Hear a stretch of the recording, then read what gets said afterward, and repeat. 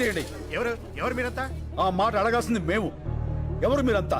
మా భూముల్లో మీ పనేంటి? కంపెనీ నుంచి మీకు ఏమైనా డబ్బులు రావాలా? రిజిస్ట్రేషన్ అప్పుడే బ్యాలెన్స్ క్లియర్ చేశారే, 3 నెలల తర్వాత వచ్చి మామంటారేంటి? డబ్బులేంటి, రిజిస్ట్రేషన్స్ ఏంటి, ఏం మాట్లాడుతున్నారు? మా భూములు మేము ఎవరికి అమ్మలేదు. జస్ట్ మినిట్ రాంబాబు, ఈ పొలాలకు సంబంధించిన డాక్యుమెంట్స్ జిరాక్స్ తీసుకురా.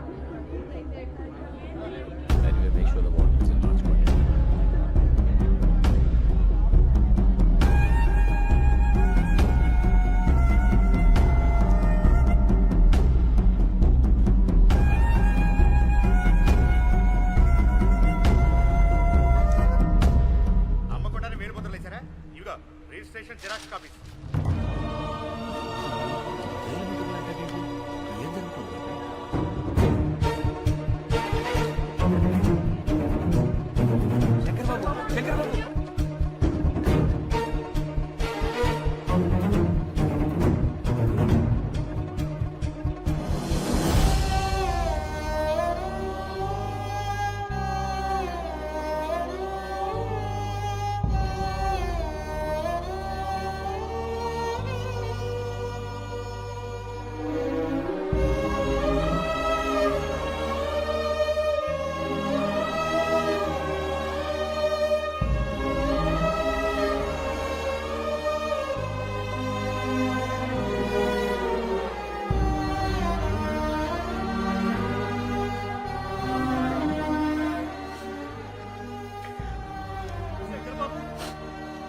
మీ ప్రొఫెసర్ స్నేహితులు కూడా మనల్ని మోసం చేశారు.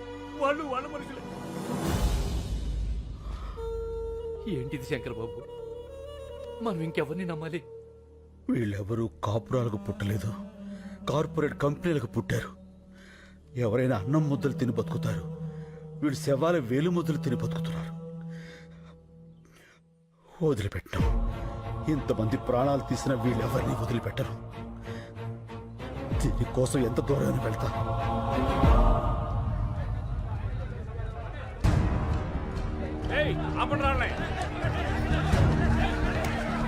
ఏంటండి ఇది? మేము రౌడీలం కాదండి, రైతులం. మా ప్రాబ్లంని కలెక్టర్ గారికి చెప్పుకోనివ్వండి. సార్ సార్ సార్ ఒక్క నిమిషం ప్లీజ్, మా కోసం. ఒకళ్ళు రండి. వదలండి సార్, మేమంతా నీరు రైతులం. ఆ మల్టీనేషనల్ కంపెనీ వాళ్ళు వచ్చి మా ఊళ్ళో చదువుకున్న వాళ్ళ కనిపిస్తున్నాం. ఇది లంచ్ అవర్ అని తెలీదా? ఈ లంచ్ అవర్లు మనకిచ్చిందే రైతులు సార్. అందులో ఒక్క నిమిషం వాళ్ళ కోసం ఇవ్వలేరా? ఓకే ఓకే, మీ ప్రాబ్లమ్స్ అన్ని ఓ పేపర్ మీద రాసి అందరి సిగ్నేచర్స్ తీసుకుని ఆఫీసులు ఇచ్చేయండి, నేను వచ్చి చూస్తాను. సార్ నీకు ఒక ఊరి వాళ్ళం సార్. ఇప్పుడు హైదరాబాద్ లోనో వైజాగ్ లోనో మంచి లైఫ్ ఉందని వెళ్ళిపోతావు కదా. మార్చుకుంటే మారిపోయే ఊరు, దానికోసం లైఫ్ ఏదో పాటు చేసుకుంటావు. సార్ మనం అమ్మ దగ్గర ఉండకపోవచ్చు, కానీ అమ్మ కడుపుని మించిన అడ్రస్ ప్రూఫ్ మరొకటి లేదు. ఊరు కూడా అంతే సార్, తల్లి గర్భం మారదు. ఇప్పుడు ఏం కావాలి? మా ఊరు మాకు కావాలి, మా చెవులు మాకు కావాలి. ఆ కార్పొరేట్ కంపెనీ వాళ్ళు మనుషులు చంపి మరీ వేలు ముద్దలు తీసుకున్నారు. వాళ్ళేం చంపారంటే సాక్ష్యం ఏంటి? మా నాన్న శవం. మా నాన్న SSLC చదివాడు సార్, దానికి సంబంధించిన సర్టిఫికెట్లు ఇవి. వేలు ముద్ర వేయాల్సిన అవసరం ఆయనకేంటి? ఇంతకన్నా సాక్ష్యం ఏం కావాలి సార్? చూడు, నిన్ను ఆ కార్పొరేట్ అగ్రవాల్ దగ్గరికి తీసుకెళ్తాను, చెక్కిస్తారు, సెటిల్ అయిపో. అన్నం తినేవాడు ఎవడో ఇలా మాట్లాడ్డు. గడ్డి తినాలన్న రైతు కావాలి సార్. చంపేస్తా. చెల్లిలా తోడ పుట్టిందా, నీలాగే ఊరికి పుట్టిందా? నాలికి నరం లేకపోయినా మాటకు సంస్కారం ఉండాలి, నేర్చుకో. కాకి కాలనే పట్టుకుంటావా? నీలాంటి రైతుల్ని రెచ్చగొట్టడం, బుచ్చగించడం రెండు తెరికే. సార్ ఏంట్రా అది? అవి అవి మా నాన్న ఒరిజినల్ సర్టిఫికెట్స్ రా. మనిషిని చంపేశారు, చదువులు కూడా చంపేస్తారా? పాపరా. అందుకే ఈ రోజుల్లో జిరాక్స్ బతుకులు బతకాలి. ఒరిజినల్ గా ఉంటే ఇలాగే కాలిపోతాం. పోలీసు వాళ్ళ కుక్కలకు కూడా మేము విలువిస్తావురా, కానీ నువ్వు ఆ కార్పొరేట్ కంపెనీల కాపల కుక్కవి. ఆ యూనిఫామ్ తీసేసి వెళ్ళి వాళ్ళ యూరియస్ క్లీన్ చేసి.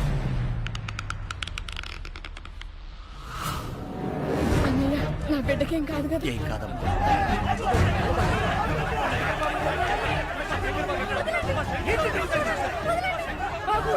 కొడుకు చికిత్స పట్టుకుంటాను.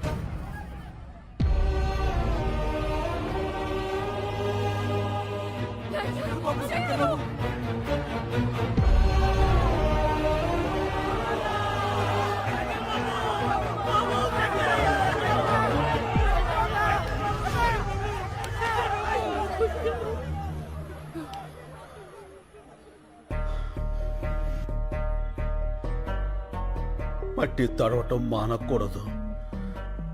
నీళ్లతోనూ కన్నీళ్లతోనూ మట్టి మాత్రం తడవాలి. మన భూమి, మన ఊరు, మన నీరు ఎట్టి పరిస్థితుల్లోనూ వదలొద్దు. వీడు నన్ను చంపేసినా సరే అక్కడ విత్తు మొలవాలి, రైతు బతకాలి, బతకాలి, రైతు బతకాలి.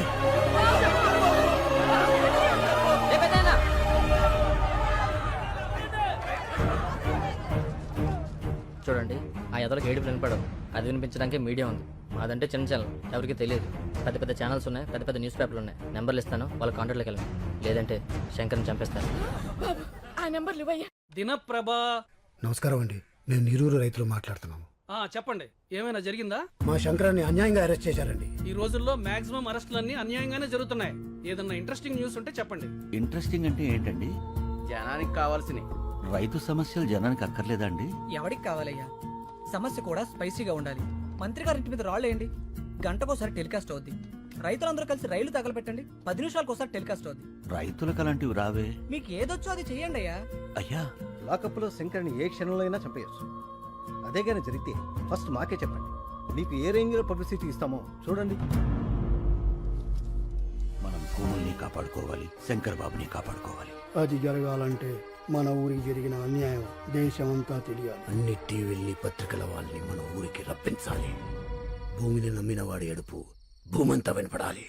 అది జరగాలంటే మనం అనుకున్నదే చేయాలి. వాళ్ళ దృష్టిలో రైతు చేతకాని వాడే కావచ్చు, కానీ చేవ తెచ్చిన వాడు మాత్రం కాదు. ఆ రోజు వాళ్ళు తీసుకున్న నిర్ణయం మాస్ సూసైడ్, ఆత్మహత్యలు. నా పేరు రాజు, డిటీవీ రిపోర్టర్ని. ఆ సంఘటన రికార్డ్ చేసింది నేనే. ఆ రాత్రి వాళ్ళు వచ్చి బాటిల్ కంపెనీ ఏరియాకి నాకు తీసుకెళ్లారు. ఏమండి, వద్దండి, ఇది కరెక్ట్ కాదండి. మీకు దండం పెడతా, నా మాట వినండి. మా మతంలో ప్రాణం తీయటం, ప్రాణాలు తీసుకోవటం రెండు పాపమే, కానీ తప్పదు. మా ఊరి గురించి చావు తప్ప ఏదీ చెప్పదు. ఈ నీళ్లలో మా నెత్తురు కలుపుతున్నాం. ఫ్యాక్టరీనే మొదలైతే మీరు తాగేది రంగు నీళ్లు కాదు, మా రక్తపు నీళ్లు. మా శంకరాన్ని విడిపించండి, మా భూముల్ని మాకిప్పించండి. మా కన్నీళ్లను కూల్ డ్రింక్ లాగా మే ఫ్యాక్టరీని ఆపించండి. ఇది మా చివరి కోరిక. కోత కోసి రైతుకు సహాయం చేసి కొడవలి పీక కోసి సహాయం చేస్తుంది.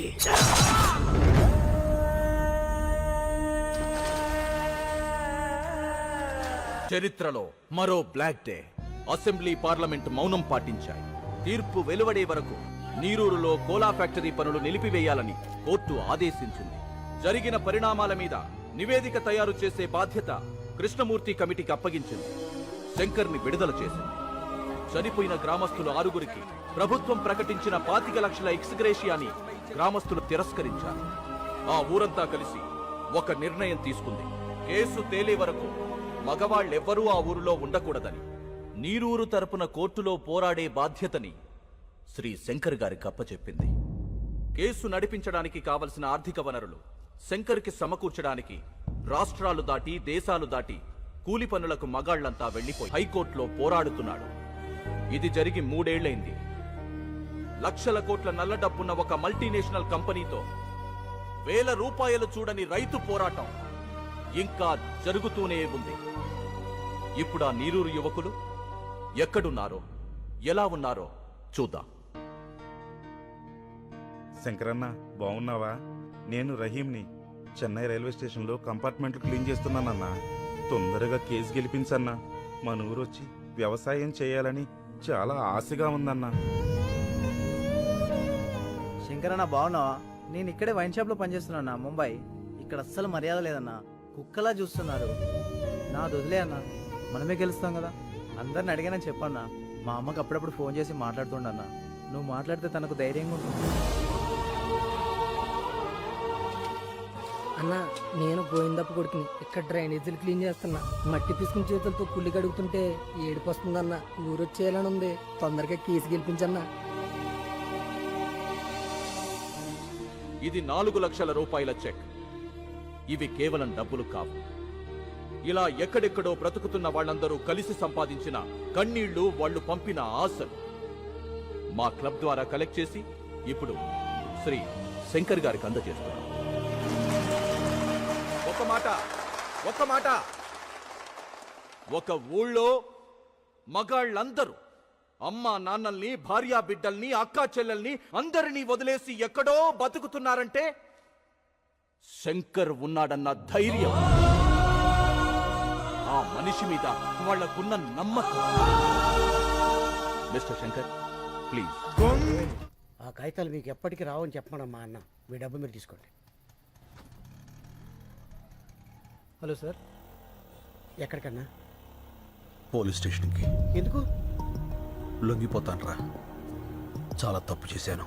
ఆ శంకర్ గురించి తెలిసాక నేను ఇక్కడ ఉండటం కరెక్ట్ కాదు. హలో, ఏమైంది? ఓల్డేజ్ హోమ్లోకి రౌడీలు వచ్చి ముసలిందరినీ కొడతారటన్నా. తిప్పరా ఆటోని.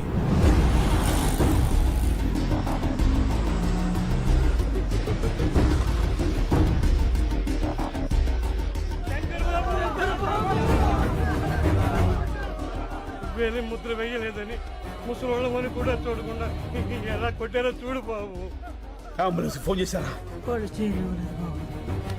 మళ్ళీ అంబులెన్స్ ఫోన్ చేయి. రండి బాబాయ్.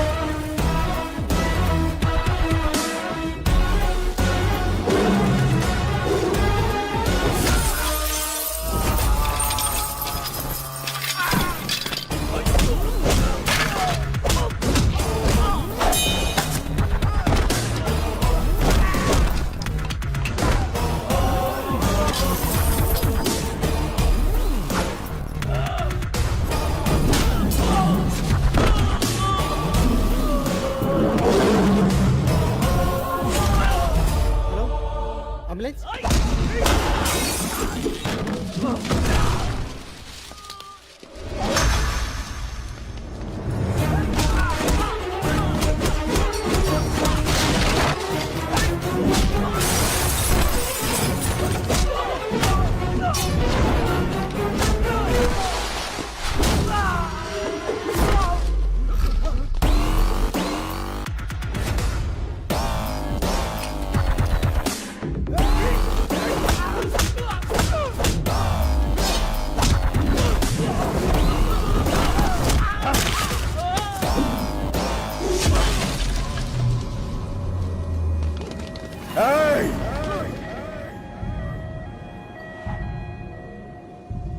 మళ్ళీ అంబులెన్స్ ఎక్కించరా.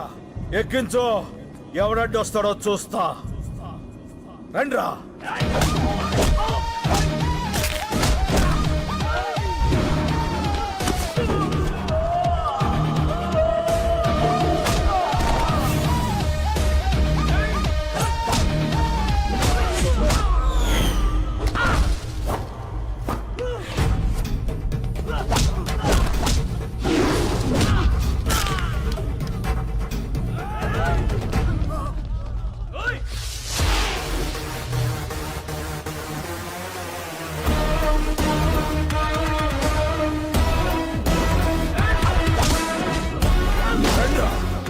రండి రండి రండి.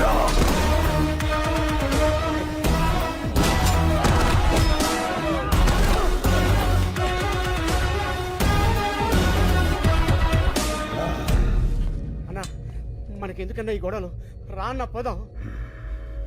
సీనన్న. శంకర్, శంకర్, ఈ క్షణం నుంచి నేనే శంకర్. కేసు తేలే వరకు ఆ శంకర్ని అక్కడే ఉండని. అతనిది రైట్ వే, నాది వన్ వే. కష్టం వస్తుందో కార్పొరేట్ సిస్టమ్ వస్తుందో రమ్మను. ఒక్కొక్కళ్ళని ముక్కలు ముక్కలుగా నరికి వరి కంకులకు ఎరువుగా వేస్తా. వాడే వాడే చెప్పు. నలుగురిని కొడితే హీరో అయిపోతావా? ఏంట్రా నీ పొగరు? ఏయ్, పొగరు నా ఒంట్లో ఉంటది, హీరోయిజం నా ఇంట్లో ఉంటది.